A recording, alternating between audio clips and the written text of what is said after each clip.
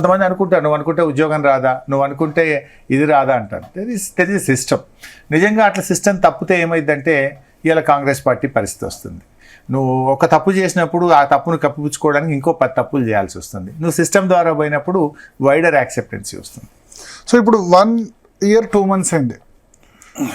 First 3-4 monthsలోనే మీరు రుణమాఫీ గురించి అటాక్ మొదలుపెట్టారు. మీరేమో రుణమాఫీ చేయలేదు. మొదటి టర్మ్లో 4 సంవత్సరాలు పట్టింది రుణమాఫీ చేసేందుకు. సెకండ్ టర్మ్లో 5 సంవత్సరాలు తీసుకున్నారు, అది కూడా కంప్లీట్ కాలేదు. రేవంత్ రెడ్డిని ఫోర్స్ చేసి రుణమాఫీ మీద ఒట్లేయించి ఇవాళ ఈ ఆర్థిక పరిస్థితికి కారణం హరీష్ రావు అంటే గుడ్ క్వశ్చన్.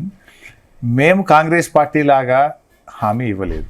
వాళ్ళు ఏం చెప్పారు, December 9వ తేదీన ఏకకాలంలో 2 లక్షల రుణమాఫీ చేసి తీరుతామన్నారు, ఒక్కటేసారి చేస్తామన్నారు అని మాట తప్పింది కదా. మాట తప్పినప్పుడు న్యాచురల్గా నేను ప్రశ్నించిన, వెంటబడ్డా. ప్రతిపక్షంగా నా బాధ్యత, దట్స్ మై రెస్పాన్సిబిలిటీ. సీఎం గారు అవగాహన రహిత్యం కావచ్చు, తొందరపాటుతనం కావచ్చు, అపరిపక్వత కావచ్చు, పరిపాలన మీద పట్టు లేకపోవడం కావచ్చు, అధికారుల మాట వినకపోవడం కావచ్చు. 15 ఆగస్టులోగా రుణమాఫీ చేసి తీరుతా అని కనబడ్డ దేవుని మీద ఒట్టుబెట్టిండు, చర్చిల మీద ఒట్టుబెట్టిండు, దర్గాల మీద పెట్టిండు, మసీద్ల మీద పెట్టిండు. మాట తప్పితే ఇవాళ నవ్వుల పాలైపోయిండు. ఆ కుర్చీకే అగౌరవం, కుర్చీకే అప్రతిష్ట తెచ్చిండు. సో ఆయన చెప్పినప్పుడు చేయాలి కదా. ఇంకోటి, మేము బీఆర్ఎస్ పార్టీ మేము ఎప్పుడు కూడా మొదటి సంతకం పెడతాము, మొదటి సంవత్సరమే చేస్తామని చెప్పలేదు. రుణమాఫీ చేస్తామన్నాం. ఫస్ట్ టర్మ్లో ₹1,00,000 రుణమాఫీ చేసేసాం. సెకండ్ టర్మ్కి వచ్చేసరికి రుణమాఫీ చేసే విషయంలో వరుసగా 2 సంవత్సరాలు కరోనా సంవత్సరాలు వచ్చినాయి. కరోనా వల్ల ఆదాయం తగ్గింది, ఖర్చు పెరిగింది, కొంచెం ఇబ్బంది జరిగిన మాట వాస్తవం. 2వ సంవత్సరం కూడా మేము కొంతవరకు చేశాం. మేము 13,000 కోట్ల వరకు చేసాం, ఇంకొక 5-6 వేల కోట్లు మిగిలిపోయింది. దానికి మేము శిక్ష వేశారు ప్రజలు మాకు. కానీ మేము ప్రజలకు హామీ ఇవ్వకపోయినా, ఎన్నికల్లో రైతు బంధు ఇస్తామని ఓట్ల ముందు చెప్పకపోయినా 11 విడతల్లో 73,000 కోట్ల రూపాయలు రైతు బంధు ఇచ్చాం మేము, 73,000 crores. కరోనా వచ్చినప్పుడు కూడా ఎమ్మెల్యేలు, మంత్రులు, ఉద్యోగులు అన్ని జీతాలు బంద్ పెట్టి, బిల్లులు బంద్ పెట్టి రైతులకు మాత్రం సకాలంలో మేము రైతు బంధు డబ్బులు ఇచ్చాం. మాట ఇవ్వకపోయినా చేసింది 73,000 కోట్లు.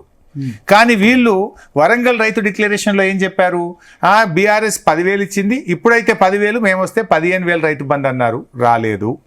మేము ఒకటేసారి మీరు ఇంకా తెచ్చుకోండి అప్పులు, రాగానే 2,90,000 చేస్తామన్నారు, చేయలేదు. అన్ని పంటలకు బోనస్ అన్నారు, ఒక్క పంటకే వరికి ఇచ్చిండ్రు, ఆ వరికి కూడా సన్నాలకు ఇచ్చిండ్రు, అది కూడా ఇంకా ఈ రోజు కూడా డబ్బులు పడలేదు. బోనస్ బోగస్ అయిపోయింది. పంటల బీమా వానకాలం అసెంబ్లీలో బడ్జెట్లో కూడా బట్టి గారు చెప్పిండ్రు, ఈ సంవత్సరం నుంచి ఈ రాష్ట్రంలో 2 పంటలకు పంటల బీమా ఇస్తామన్నారు. వానకాలం అప్పుడేమో యాసంగి అన్నారు, యాసంగి అంటే ఏమో మళ్ళీ వచ్చే సంవత్సరం అని పంటల బీమాను చేతులెత్తేసిండ్రు. అంటే రైతులకు ఇచ్చిన ఏ ఒక్క హామీ అమలు చేయలేదు కదా బైసాబ్. మేము కొన్ని హామీలు అమలు చేశాం.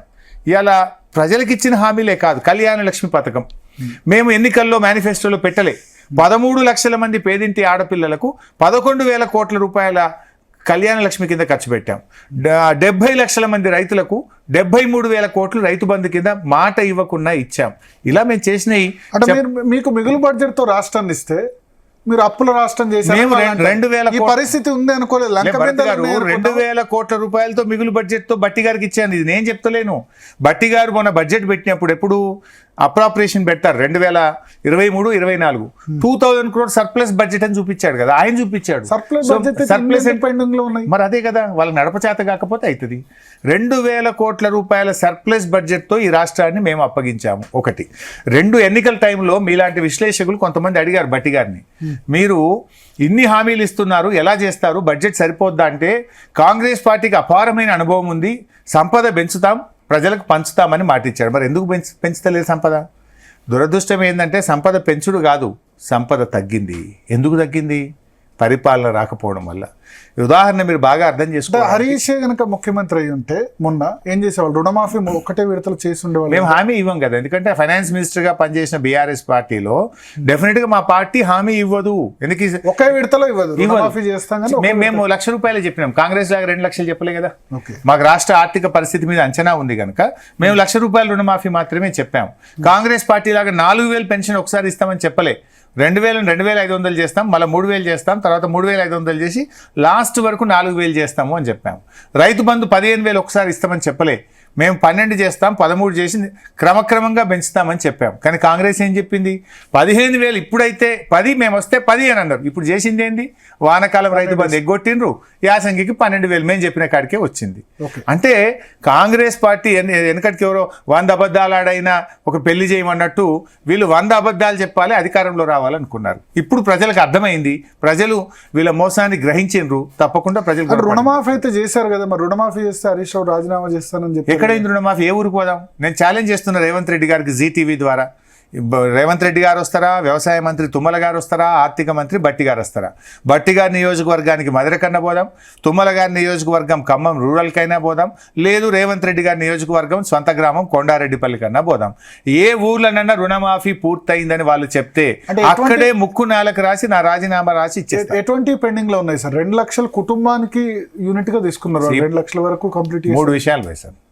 డిసెంబర్ 9 అన్నారు ఫెయిలు, 15 ఆగస్టు అన్నారు ఫెయిలు, నవంబర్ 20 నాడు 2,750 కోట్ల రూపాయల చెక్కు మహబూబ్ నగర్లో నేను చెక్ ఇస్తున్న రుణమాఫీ అన్నాడు. ఆ చెక్కు ఇప్పటికీ పాస్ కాలే. ముఖ్యమంత్రి ఇస్తే చెక్కు తెల్లారి వరకు పడాలి పైసలు.